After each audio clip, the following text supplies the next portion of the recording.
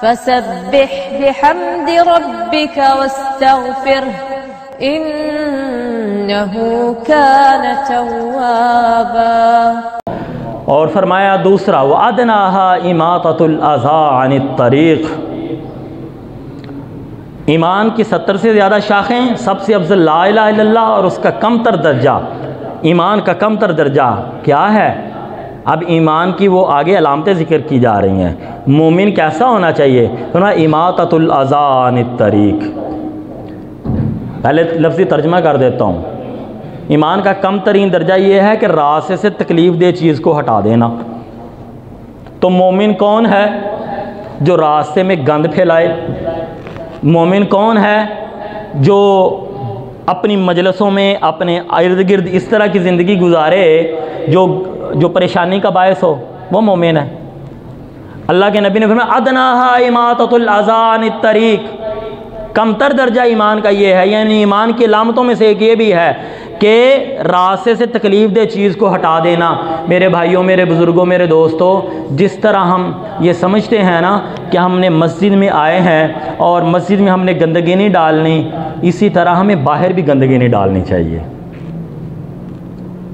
ہم ایک دسترخوان پہ کھانا کھا رہے ہیں، ہمیں کھانا کھاتے ہوئے ایسا انداز اختیار نہیں کرنا چاہیے جو کسی کے لیے تکلیف کا باعث بنے۔ میں اب آپ کو بتا دیتا ہوں، یہ آج کل مینگو کا موسم گیا ہے، دسترخوان پہ سارے مل کے کھاتے ہیں، تو بعض نفیس مزاج لوگ ہوتے ہیں اور بعضوں کے مزاج کے اندر وہ کھا کے سیدھا ایسے رکھ دیتے ہیں۔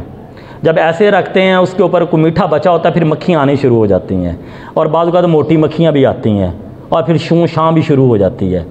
جو نفیس مزاج آدمی ہوتا ہے وہ اس سے اگلی جو ہے وہ نہیں لے سکتا۔ تو اس لیے ہم نے مہذب لوگوں کو یہ دیکھا کہ وہ ایسے نہیں رکھتے بلکہ ایسے رکھتے، مکھی کم آتی ہے۔ وَأَدْنَاهَا إِمَاطَةُ الْأَذَىٰ عَنِ الطَّرِيقِ، اس کے لفظوں کو نہ لیجئے، مراد یہ ہے کہ ہر تکلیف دہ چیز سے لوگوں کو بچائیے۔ مومن کسی کے لیے تکلیف کا باعث نہیں بنتا۔ ہم کیلے کھاتے ہیں، باہر پھینک دیتے ہیں، سڑک پہ پھینک دیتے ہیں، کسی کا پاؤں لگا، گرا، تکلیف ہوئی کہ نہیں ہوئی، کانٹا پتھر پھینک دیتے ہیں۔ میرے بھائی، اگر ہم صاحب ایمان بننا چاہتے ہیں تو صاحب ایمان کی جیسے علامت یہ ہے نا کہ مسجد میں نماز پڑھتا ہے، اللہ کو مانتا ہے، تو صاحب ایمان کی ایک علامت یہ بھی ہے وہ چلتے ہوئے بھی کسی کے لیے تکلیف کا باعث۔ موٹر سائیکل آنے کا مطلب اب یہ نہیں ہے کہ جب بھی میں اپنی گلی میں آؤں تو ہارن دے ہی جاواں ٹوں ٹوں ٹوں ٹوں تاکہ پورا محلہ سویا اٹھ جائے۔ وَأَدْنَاهَا إِمَاطَةُ الْأَذَىٰ عَنِ الطَّرِيقِ، یہ باتیں آپ ہو سکتا ہے پہلی دفعہ سن رہے ہوں، اس لیے آپ کو بعضوں کو بڑی اچھی لگیں گی، بعض انجان ہوں گے۔ میں اللہ کے نبی کی حدیث کی تشریح کر رہا ہوں۔ راستے میں کسی کے لیے تکلیف کا باعث نہ بنو۔ چلتے چلتے اچانک کوئی دوست ملتا ہے، ہم وہیں پہ بریک لگا دیتے ہیں، پیچھے سے آ کے دڑل کر دیتی ہیں۔ اچھا، آپ یہ نہ کہیں سمجھ لیجئے کہ میں بڑا باعمل ہوں۔ اللہ کی قسم میرے اور آپ میں اتنا فرق ہے، میں نے 8 دن پہلے اس حدیث کو پڑھا ہے، پھر اس کا میں نے مطالعہ کیا، پھر اس کی میں نے شروحات دیکھی، پھر میں نے اللہ سے مانگا اللہ اس کی کوئی اچھی باتیں جو ہیں، جو اس کا نور کچھ مجھے نصیب فرما۔ بس اتنا فرق ہے، عمل میں میں اور آپ برابر ہیں، اور فرق یہ ہے کہ میں 3 فٹ اوپر بیٹھا ہوں، آپ 3 فٹ نیچے بیٹھے ہیں۔ اب جو عمل کرے گا وہ بڑھ جائے گا۔ میرے اوپر یہ توقع نہ کیجئے میں بڑا مہذب ہوں گا۔ ہم محتاج بن کے آیا کریں مسجد میں، ہم سیکھنے کے لیے آیا کریں۔ یہاں پہ میں ممبر پہ بیٹھا ہوں، میں کوئی معلم نہیں ہوں، میں آپ سے بڑا طالب علم ہوں، مجھے زیادہ ضرورت ہے، میرا اندر اللہ جانتا ہے، پتہ نہیں کتنا بگڑا ہوا ہے انسان ہوں میں، اور آپ کتنے سلجھے ہوئے ہیں یہ اللہ جانتا ہے۔ یہ جو اللہ کے نبی کے احادیث پڑھا کریں، سنا کریں، یہ کس لیے؟ عمل کرنے کے جذبے کے ساتھ، اور اس کے ساتھ ساتھ یہ دعا کیا کرے اللہ مجھے بھی اس کی توفیق دے دے، جس سے سنی اس کو بھی توفیق دے دے، جو میرے باقی بھائی تھے ان کو بھی توفیق دے دے، اور پھر عمل کر کے مجھے آگے پہنچانے کی بھی توفیق نصیب فرما۔ میرے بھائیوں، میرے بزرگوں، میرے دوستوں، آج ہم 25 لاکھ کا مکان بنا لیتے ہیں، 25 لاکھ کا مکان بنا لیتے ہیں، لیکن 2000 روپیہ لگا کر ایک ہودی نہیں بناتے کہ ہمارے گھر کا پانی اس ہودی میں گرے اور وہاں سے پائپ لگا کر آگے تھڑے میں چلا جائے۔ پتہ چل جاتا ہے آج ایسی مکان تو ہوتا ہے، گھر تو ہوتا ہے، کس نے پتہ لگتا ہے پوری گلی وچ پانی گیا ہوتا ہے، پتہ لگ جاتا ہے۔ سڑکوں پہ 2-2 3-3 کروڑ کی کوٹھیاں بنا لیں گے اور وہ پوری کوٹھی دھوئی جاتی ہے اور پوری سڑک بھی دھل جاتی ہے ساتھ، سمجھ لگی؟ یہ نہیں کریں گے اس کی ڈھلوان ایسی بنائیں کہ آخر میں جا کے ہودی بنے اور ہودی کے اندر پانی گرے، وہاں سے پائپ دیں اور جا کے وہ سیدھا گٹر میں جائے۔ یہ محنت اور کوشش کرنے کے لیے ہم تیار ہی نہیں ہیں۔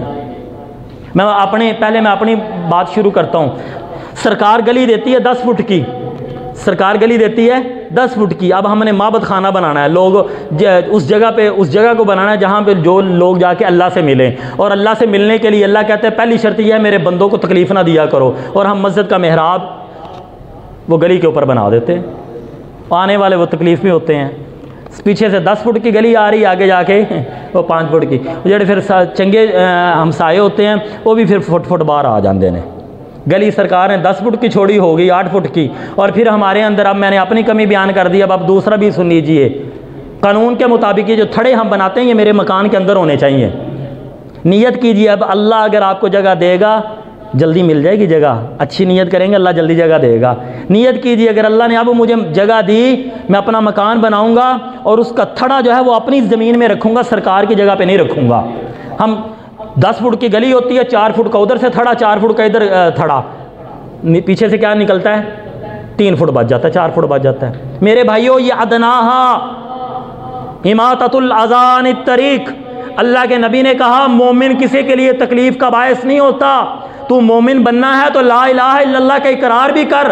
تو نے مومن بننا ہے تو تو نے کھا کے گند سڑک پہ نہیں پھینکنا.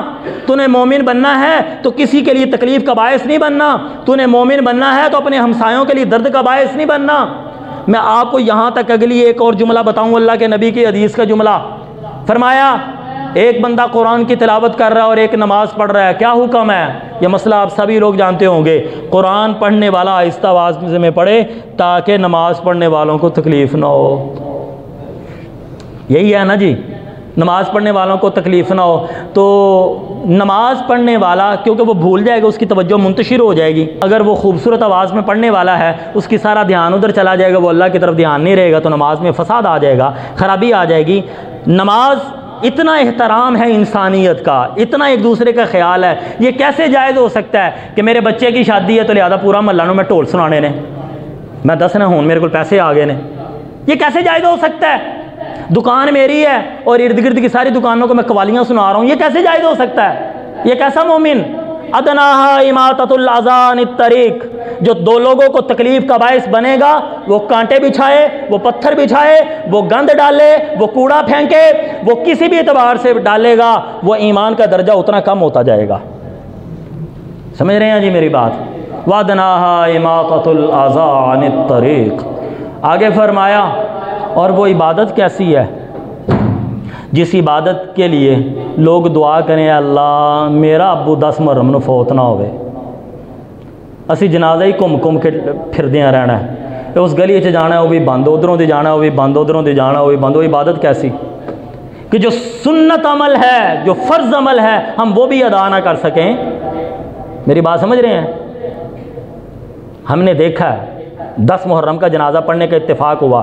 یہاں پہ اتنی پابندیاں نہیں ہیں. جو شہر میں لوگ ہیں نا ان سے پوچھئے، یقین کیجئے وہ بیچارے گھوم کے تھک گئے. کبھی ایک گلی میں جائیں وہ بھی بند، دوسری میں جائیں وہ بھی بند، تیسری میں جائیں وہ بھی بند. وہ اماں جی بوڑھی 70 سالہ بوڑھی اب ان کو پھرا رہے ہیں. کیوں؟ وہ بند ہے. یہ عبادت ہے؟ وہ کیسی عبادت ہے جس کے لیے نبی والی عبادت کی اجازت نہیں ہو سکتی؟ جنازہ پڑھنا نبی نے بتایا نا، میت کو اٹھانا ثواب کا کام نبی نے بتایا نا، قبرستان میں دفن کرنا نبی نے بتایا نا، نبی صلی اللہ علیہ وسلم نے بتایا. اور نبی والا عمل جس عبادت سے نہ ہو سکتا ہو وہ عبادت نہیں ہے. آگے میں کچھ نہیں کہتا وہ کیا ہے وہ آپ کو پتہ ہے. جو عبادت نہیں ہے پھر وہ کچھ اور ہی ہے. آپ کو یہ ویڈیو پسند آئی تو ویڈیو کو لائک کریں اور کمنٹ میں اپنے رائے کا اظہار کیجیے. چینل کو سبسکرائب کرنا نہ بھولیں.